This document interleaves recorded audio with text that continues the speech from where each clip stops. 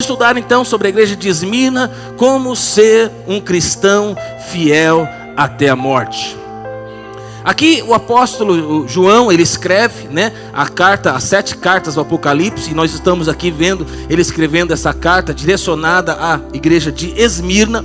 E João, ele era ali, naquele momento que ele está ali, ele vai escrever a carta, até então ele era o pastor da maior igreja da época. E é interessante que ele tinha cerca de 90 anos de idade. Então você imagina um senhor de 90 anos de idade diante da maior igreja da época. E nesse momento ele é capturado e ele é lançado, é deportado, levado para a ilha de Patmos. E aí tudo parecia ser o fim, porque um senhor, alguém que estava à frente de uma igreja muito forte, uma igreja grande, mas que agora está na ilha de Patmos, seria o fim. Mas eu quero dizer para você, foi uma grande vitória. Porque se o diabo queria matá-lo, foi lá na ilha de Patmos que ele teve a visão do Apocalipse. Então quando o diabo fala que é o fim, eu quero dizer para você, não é o fim, é o início de algo extraordinário. Talvez você já ouviu em algum momento da sua vida que é o seu fim, para você não tem mais jeito. Mas eu estou aqui para dizer para você, se o diabo falou para você que é o fim, eu estou aqui para dizer para você, segundo a palavra de Deus, algo extraordinário vai acontecer na sua vida. Deus então fala à igreja de Esmirna: ser fiel até a morte, e dar-te-ei a coroa da vida.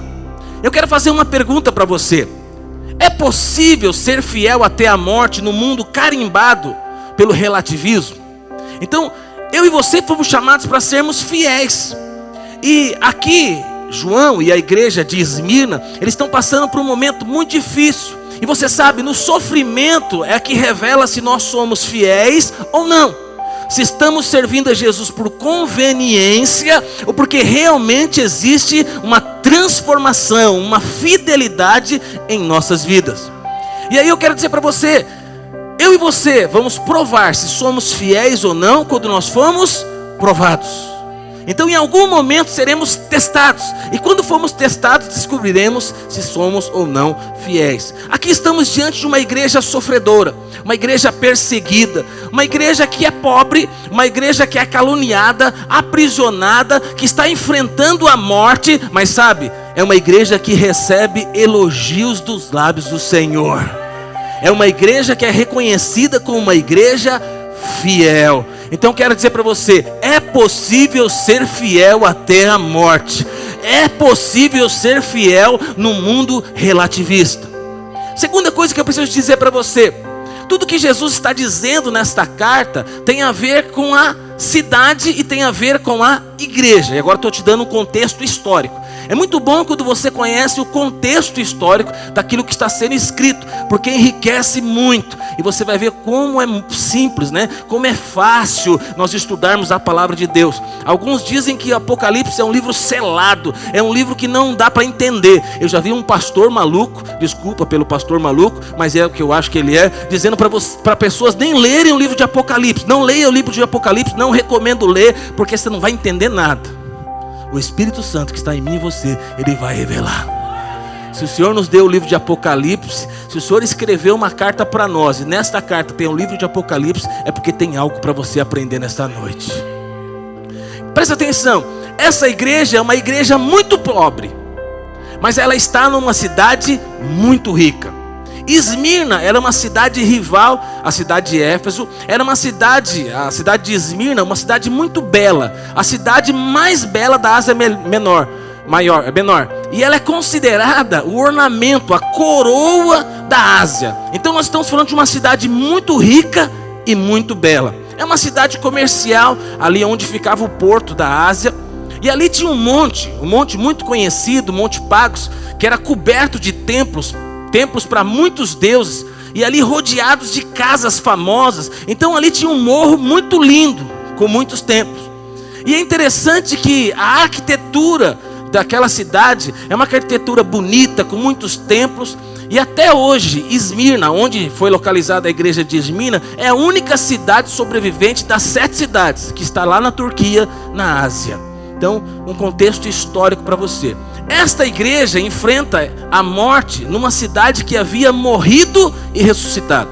Então quando o Senhor Jesus fala de ser fiel até a morte, aí dar-te-ei a coroa da vida, os habitantes naquele momento, as pessoas que estão ouvindo esse recado da parte de Deus, eles bem entendem. Por quê? Porque Esmirna havia sido fundada como colônia grega no ano 1000 a.C., no reinado de Davi. Mas presta atenção, no ano 600 antes de Cristo, os líbios, eles invadiram e destruíram por completo toda a cidade. Então a cidade ficou arruinada, a cidade deixou de existir, ficou totalmente destruída. Mas 400 anos depois, ela foi reconstruída e se tornou a cidade mais bela da Ásia.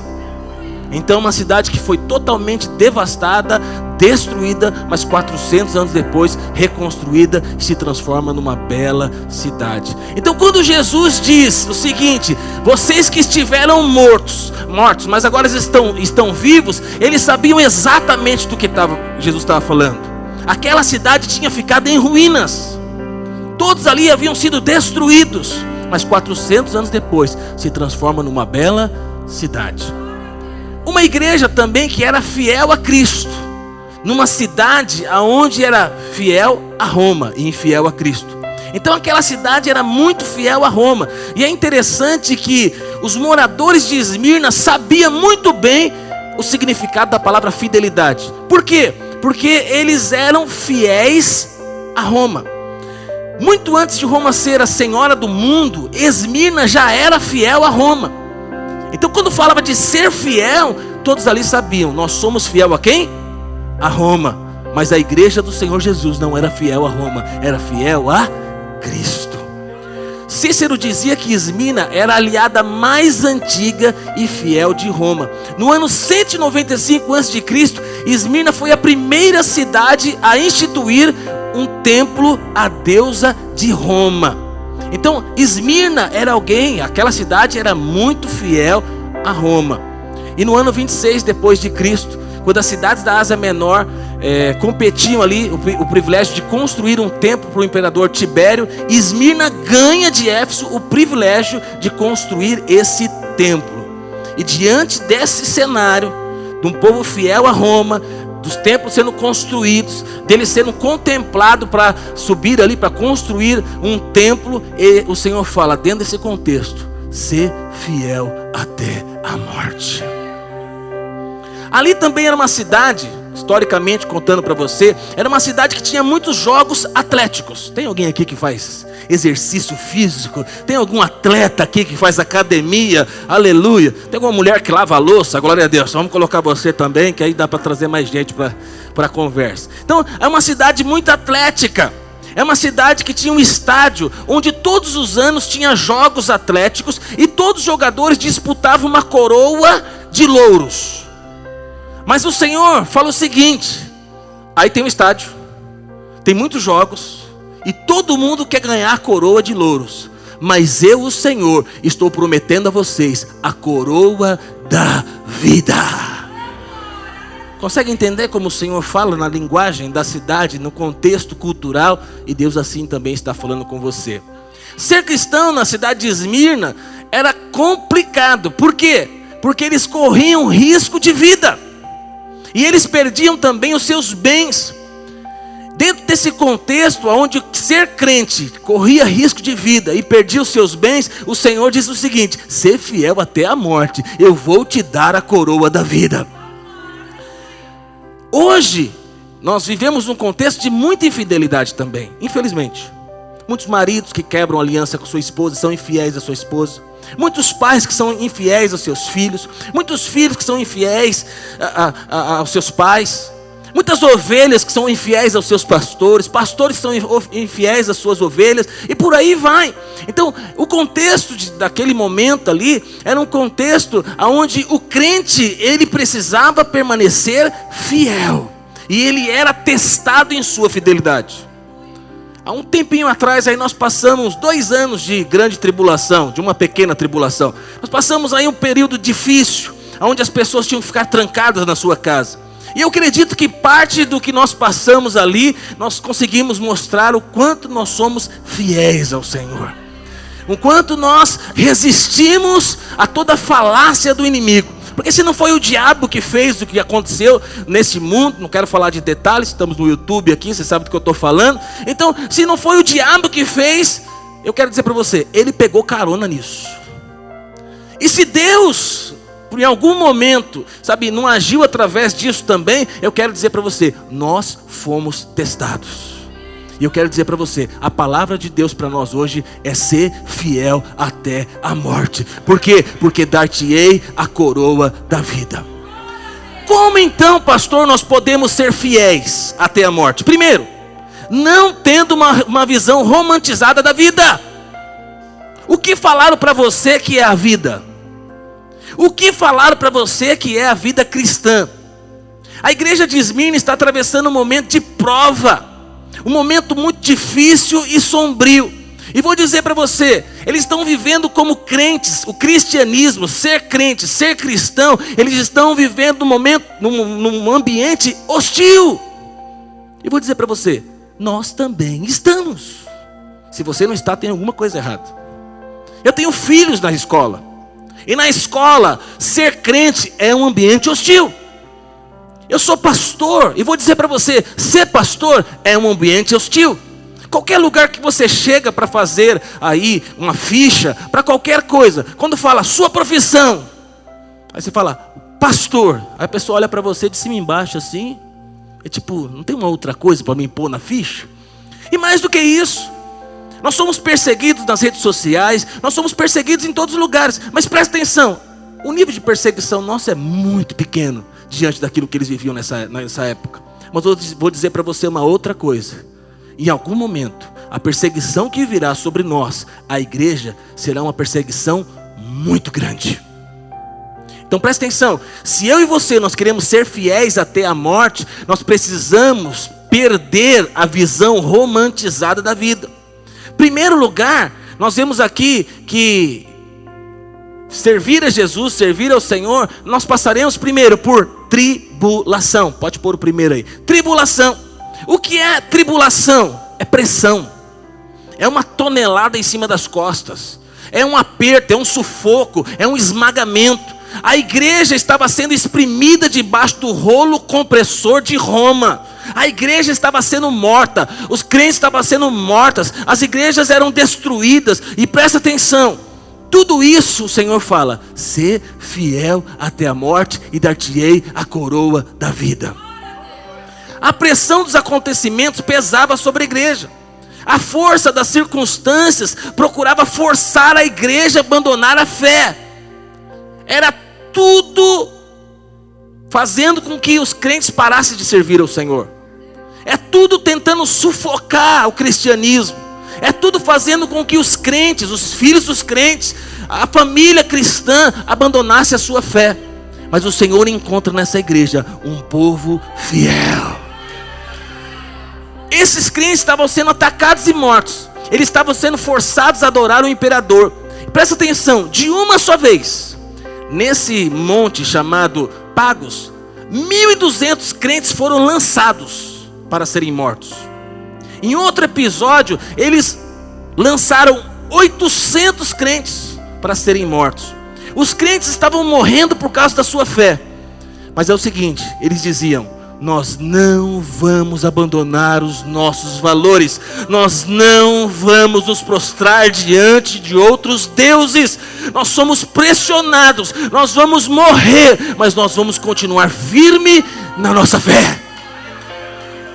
Irmão, nós temos os nossos valores também. Nós adoramos um só Deus. Nós temos os nossos valores. Estar aqui na quarta-feira, no domingo, cultuar num prédio é um valor que não que o pastor Silvio deixou, que alguém deixou, foi deixado por Deus, da Bíblia. Então, estar aqui cultuando é um valor importante. Ainda que venha algo que digam para fechar as portas do prédio da igreja, nós não fecharemos. Por quê? Porque é um valor da igreja. Para nós é um valor da igreja, assim como a igreja que Jesus plantou, a igreja de Atos. Nós somos uma igreja nas casas. A nossa casa é uma extensão da igreja. Este é um valor. Ainda que tentem nos parar, ainda que tentem nos resistir, pode ser alguém da nossa casa, pode ser alguém da nossa família, pode ser o dono da casa que está alugada, pode ser quem for, mas é um valor para nós, e valores não são negociáveis, valores serão mantidos. Nós temos valores, nós ensinamos a palavra. Eu estou aqui ensinando a palavra para você. Você foi chamado também para ensinar a palavra, aplicar lá os 7 passos para o novo convertido. É um valor. Nós evangelizamos, nós pregamos o evangelho. Pode ser que em algum momento no Brasil seja proibido pregar o evangelho. Pergunta, quem que você vai obedecer? Quem você vai seguir? Se custar a sua vida evangelizar alguém, pergunta, você vai ser fiel até a morte para receber a coroa da vida? Valor, nós amamos a nossa família. Os homens são fiéis às suas esposas, as esposas são fiéis aos seus maridos, os homens mantêm o seu casamento, o seu lar, a sua família. Nossos filhos são importantes para nós. Ainda que o mundo queira roubar os nossos filhos, ainda que no mundo um homem tenha várias mulheres, mas nós, como crentes, homens de Deus, mulheres de Deus, ainda que haja uma pressão dos amigos do clube, os amigos do trabalho, nós vamos se manter fiéis a Deus. E por isso, irmão, talvez você vai passar por tribulações, porque você não vai fazer o que o mundo faz, você não vai fazer o que o mundo manda você fazer, você não vai se contextualizar com o mundo, você vai se contextualizar com a palavra de Deus. Em segundo lugar, pobreza. Aqui no verso 9 diz assim: conheço a tua tribulação e a tua pobreza. É interessante que a avaliação de Jesus é diferente da avaliação das pessoas. Quando se olhava para a igreja de Esmirna, ela era uma igreja muito pobre. Mas aos olhos de Jesus, ela é uma igreja muito rica. Para nós, uma igreja muito rica. O que é para você uma igreja muito rica? Lotada de membros, com prédio, né? E até chamam de templo, uma catedral, né? E mármore e coisas caríssimas. Então uma igreja muito rica, uma igreja que tem uma conta bancária muito gorda, né? Membros que têm uma ascensão social muito grande. Essa é uma igreja rica aos olhos do homem, mas uma igreja rica aos olhos do Senhor é onde tem um povo fiel até a morte. É uma igreja cheia de dons, talentos.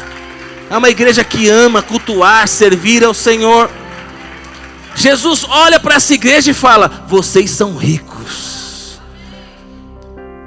Você pode ter, e eu também, irmão, nós podemos até ser pobres aqui na terra, mas não importa se nós vamos ser pobres ou ricos nessa terra. O que importa é ser rico diante de Deus. Eu vou te contar um negócio que não vai te agradar e que não agrada a maioria dos crentes. Não tem promessa na Bíblia porque vai dizer que você vai ser rico nessa terra de posses. Essa visão é uma visão mais judaica. Essa visão é uma visão mais romantizada. Quando eu leio a Bíblia, quando eu vou para o cristianismo, eu vejo um povo simples, que serve ao Senhor. E eu vejo que aqueles que conseguem ganhar muito dinheiro, ficam ricos, eles dividem. Eles abençoam a vida de outras pessoas. O cristianismo que eu leio na Bíblia é o cristianismo da partilha, da divisão, do ajudar o próximo. Então, às vezes, eu e você podemos estar dentro de um contexto que nós somos pressionados a alcançar R$1 milhão, $1 milhão e conquistar muitas posses e muitas coisas. Mas presta atenção, você quer ser rico diante de quem? Dos homens ou de Deus? Eu quero ser rico diante do Senhor. Fala: pastor, mas se Deus quiser te dar carro, casa e quiser te dar muito dinheiro, glória a Deus, amém, aleluia, eu recebo e vou ser muito feliz. Mas o meu coração não está nessas coisas. E se Deus fizer de mim, de você, uma pessoa cheia de posses, de riqueza, preste atenção, é para você abençoar a vida de muitas pessoas.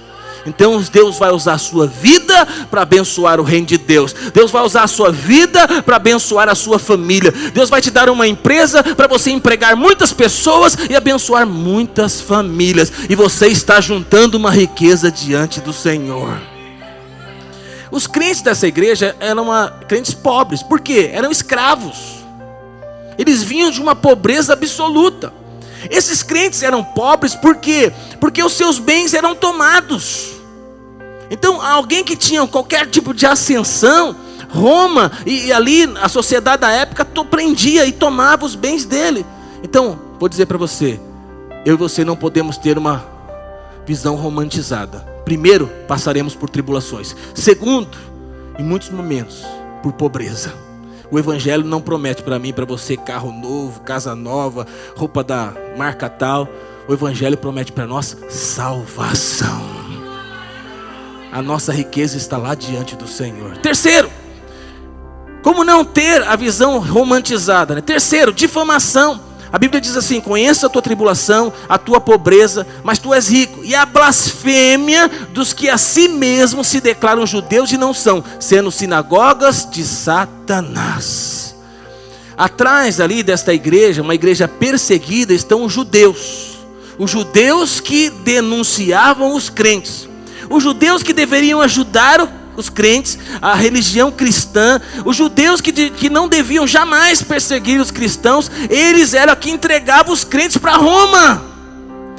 Eles denunciavam os crentes para serem presos por Roma, diga misericórdia.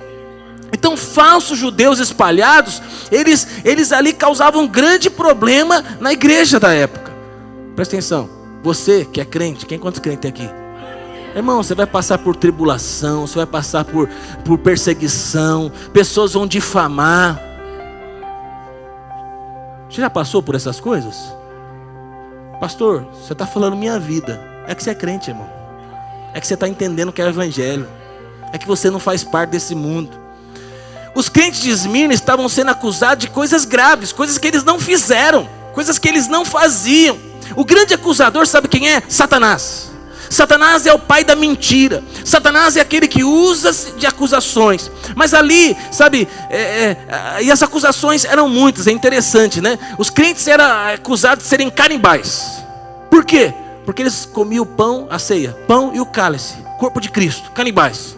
Os crentes eram acusados de ser imorais, porque eles tinham a festa ágape, a festa do amor. Então eles eram chamados de divisor de famílias, porque as pessoas se convertiam a Cristo e elas iam pregar o Evangelho, entregavam as suas vidas para o Evangelho e elas abandonavam a sua família.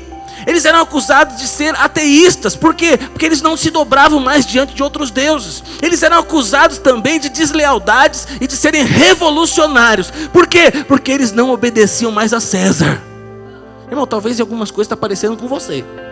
Já te chamaram de fundamentalista, revolucionário? Sabe que você é um crente cheio do Espírito, que tem uma causa, que ama Jesus e que está fora do sistema deste mundo. Diga glória a Deus. Quarto, não tenha uma visão romantizada. Aqui fala sobre prisão. Diz assim: não temas as coisas que tens de sofrer. Eis que o diabo está para lançar em prisão algum dentre vós. Essa prisão, irmão, é uma prisão literal. É um fato. Jesus avisa: você vai ser preso. Aqui, eu e você, em alguns momentos, nós somos perseguidos. Hoje no Brasil nós não somos presos, mas não é a realidade de muitos países. Às vezes nós estamos distantes da realidade de outros países, mas nesse exato momento tem muitos crentes que estão morrendo. O seu sangue está sendo derramado, porque eles estão sendo fiéis até a morte, porque eles querem receber a coroa da vida. O nosso contexto de hoje no Brasil não é um contexto onde nós somos perseguidos e morte. Não é esse nível de perseguição a ponto de nos lançar numa cadeia e nos levar à morte. Mas vou dizer para você, não posso garantir que nos próximos anos não serão. Na verdade eu vou te garantir, em alguns anos, ou em alguns meses, ou em algum tempo vai ser. Sabe por quê? Porque vai se levantar o anticristo. Porque os crentes serão perseguidos. E eu e você precisamos estar preparados para sermos fiéis até a morte. Em algum momento, irmão, a sua fidelidade vai ser testada. Em algum momento a minha fidelidade vai ser testada. Talvez até já foi testada em algum momento. Eu e você precisamos ser fiéis até a morte. Então, primeiro, não tenha uma visão romantizada. Segundo, saiba que a avaliação de sucesso de Jesus é diferente da avaliação de sucesso do mundo. Então para o mundo você pode ser um derrotado, mas para Cristo você pode ser um grande vencedor, mais que vencedor. A Bíblia diz assim: conheça a tua tribulação, a tua pobreza, mas tu és rico. O problema é quando o mundo fala que a gente é gente boa, é rico, é muito legal. Aí o Senhor fala assim: vocês são pobres, cegos e nu. O Senhor disse isso para uma igreja: que eu e você possamos ser reconhecidos diante de Deus como pessoas ricas. O que importa é o que vai sair dos lábios do nosso Senhor. Você passa por lutas, você passa por tribulações, você passa por angústias.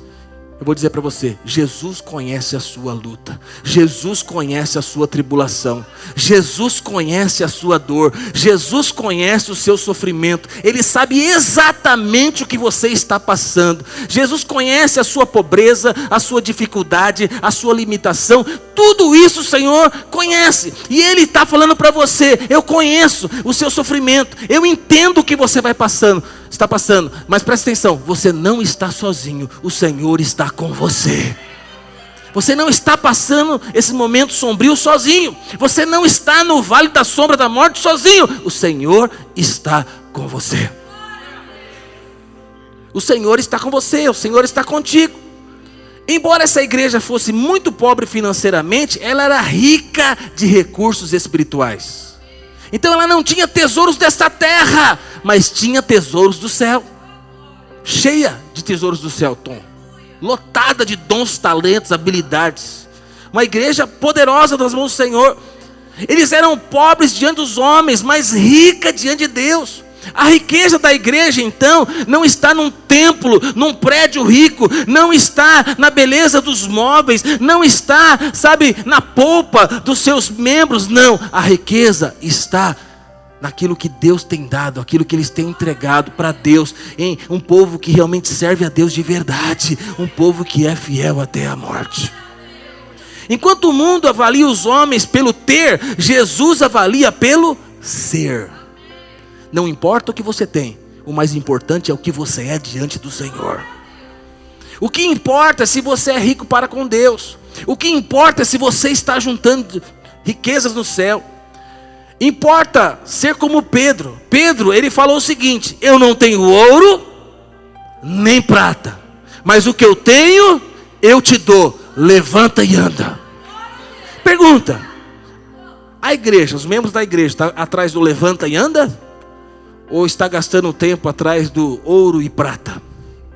A igreja rica diante do Senhor não é aquele que tem muito dinheiro para dar. A igreja rica diante do Senhor é aquela que tem levanta e anda. Próxima quarta-feira a gente vai começar uma campanha. Sabe por quê? Porque nós queremos poder, glória, unção, mover do Espírito. Esta igreja não se contenta com o que tem. Nós não estamos ricos e abastados. Nós precisamos de Senhor. Nós precisamos de Deus. Nós precisamos mais do Senhor. Deus já se moveu grandemente no passado. Deus tem se movido hoje de uma forma maravilhosa. Mas nós queremos ter o levanta e anda. Nós queremos ser cheios do poder de Deus. Queremos ser usados pelo Senhor. Vou dizer para você do fundo do meu coração, eu creio que nós vamos construir um prédio muito rico, muito lindo nesse lugar. Mas não importa se vai ter prédio aqui. O que importa é se a gente vai ter levanta e anda. A gente pode não ter prédio, pode não ter terreno, pode não ter nada. O mais importante é sermos uma igreja que tem o levanta e anda. A sua célula pode ser uma casa muito simples. Pode ser que não tenha nem condições de comprar uma boa comida para o final ali. Mas o mais importante é que lá na sua casa, na sua célula, tenha poder de Deus. Levanta e anda.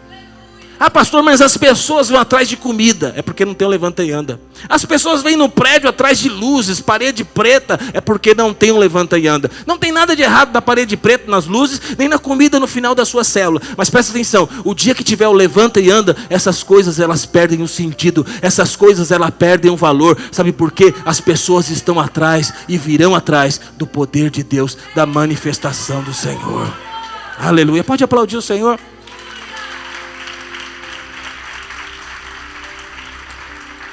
Nós podemos ser ricos para Deus, ricos na fé, ricos de boas obras. Podemos desfrutar das insondáveis riquezas de Deus. Senhor, eu quero desfrutar das suas insondáveis riquezas. É melhor ser como a igreja de Esmirna, pobre materialmente, mas rica espiritualmente, do que ser como a igreja de Laodiceia, rica de bens materiais, mas pobre diante de Cristo. Terceiro, como podemos aprender a ser uma igreja, fiéis? Terceiro, estando pronto para fazer qualquer sacrifício para honrar a Jesus Cristo. Já estou finalizando. A palavra de Deus diz assim no verso 10: não temas as coisas que tens de sofrer. Eis que o diabo está para lançar em prisão alguns de vós, para ser dispostos a provas, e tereis tribulação de 10 dias. Sê fiel até a morte, e dar-te-ei a coroa da vida. Aqueles crentes eram pobres, perseguidos, caluniados, presos. Agora estavam sendo encorajados a enfrentar a própria morte, se fosse possível. Irmão, a prisão de hoje, as pessoas que são presas, o lugar é muito ruim, é muito terrível. Mas a prisão de hoje, comparada à prisão da época, é um luxo. Porque na época, as pessoas que eram presas por Roma não cuidava dos seus presos. Então as pessoas que eram presas por Roma, essas pessoas elas morriam de frio, essas pessoas morriam de fome, essas pessoas morriam cheias de doenças. Então ser preso por Roma já está muito próximo da morte. Então servir a Cristo naquela época é saber que em algum momento vão te capturar, os judeus, alguém vai te dedurar, vai dizer onde está acontecendo a reunião, vão invadir a sua casa, vão invadir o lugar onde está a reunião, os romanos virão, vão te prender, e ser preso é morrer. E eles continuavam servindo Jesus, eles amavam Jesus. O Senhor está falando: se prepara, porque vocês vão ser presos. E eles bem sabiam. Irmão, não é o Fernando que está falando: Danilo, se prepara que você vai ser preso. Pastor está louco, está maluco, comeu uma feijoada, foi dormir, sonhou comigo e está... Não, é o Senhor. Através de João, o Senhor está falando: Danilo, você vai ser preso. Jesus falou, meu amigo, já era. Vai acontecer. Não vai ser preso não, em nome de Jesus. Eles sabiam que seriam presos. Aqui está sendo dito. Mas eles preferiam morrer do que negar a Jesus. Eles preferiam cultuar e correr o risco de serem presos e mortos do que deixar de se reunir e cultuar. Eles preferiam evangelizar, pregar o evangelho, do que ficar em suas casas. Não tinha Netflix na época, né? Na época acho que os casais namoravam muito, tinham muitos filhos. Então eles preferiam ficar nas suas casas, não ficar nas suas casas com as suas esposas, com os seus filhos. Eles iam para a rua pregar e evangelizar, correndo o risco de morte. A proposta era o seguinte: ou você nega Jesus ou eu te mato. Ou você nega Jesus ou você perde o emprego. Ou você abre mão dos seus valores ou você vai para a rua. Mas sabe o que eles diziam? Nós vamos pregar o evangelho. Nós vamos servir a Jesus. E pode ser que em algum momento você passe por isso. Alguém diga para você. Ou você para com essa frescura sua aí, não quer mentir, não quer fazer coisa errada. Ou você vai ser mandado embora da empresa. Porque aqui na empresa é assim, para vender tem que mentir. Pergunta: você vai ficar com o seu valor ou você vai ficar com o seu emprego? Precisamos manter posicionados na verdade. Precisamos de ser crentes, ainda que vamos perder o nosso trabalho, ainda que portas vão se fechar, porque nós somos crentes. Ser fiel até a morte, e dar-te-ei a coroa da vida. A cidade de Esmirna é uma cidade fiel a Roma, mas os crentes são chamados para serem fiéis a Jesus. É interessante, o líder da igreja, o bispo da igreja, Policarpo, discípulo de João, foi martirizado no dia 25/2 de 155 depois de Cristo. Ele foi apanhado, arrastado para a arena, tentaram intimidá-lo com as feras, ameaçaram botar fogo nele. Ele respondeu o seguinte para o procônsul: vocês me ameaçam com fogo, porque dizem que vão me queimar, mas eu vou me queimar apenas por alguns instantes. Respeito o fogo do juízo vindouro e o castigo eterno reservado para os maus. Mas por que vocês demoram? Faça logo o que vocês têm para fazer.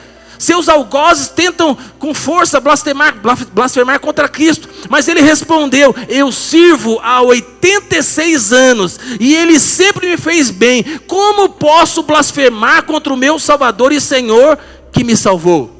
Os inimigos ficaram furiosos, queimaram ele vivo na fogueira. Enquanto ele queimava, ele orava e agradecia ao Senhor por morrer e se transformar em um mártir. Aleluia! Ser fiel até a morte, e dar-te-ei a coroa da vida. Hoje Jesus espera de mim e de você fidelidade, um bom testemunho. Sejamos fiéis a Cristo, fiéis à nossa família, fiéis ao nosso negócio, fiéis aos nossos valores. Amém? Eu e você precisamos estar prontos para sofrer, porque ainda, se não estamos prontos para sofrer, é porque ainda não somos ainda verdadeiros cristãos. Se não estamos prontos para sofrer, tem algo de errado no nosso cristianismo. Virão males, críticas, calúnias, muitas coisas virão contra nós. Mas eu quero receber um dia dos lábios do Senhor, o Senhor dizendo: bendito, vinde bendito do Pai, entre na posse do reino. Eu tenho preparado para você um lugar, antes da fundação do mundo. Foste fiel no pouco, eu vou te colocar sobre o muito. Entra no gozo do seu Senhor. Eu quero um dia, irmão, receber um elogio dos lábios do Senhor. Que você também possa receber, desejar isso, receber um elogio dos lábios do Senhor.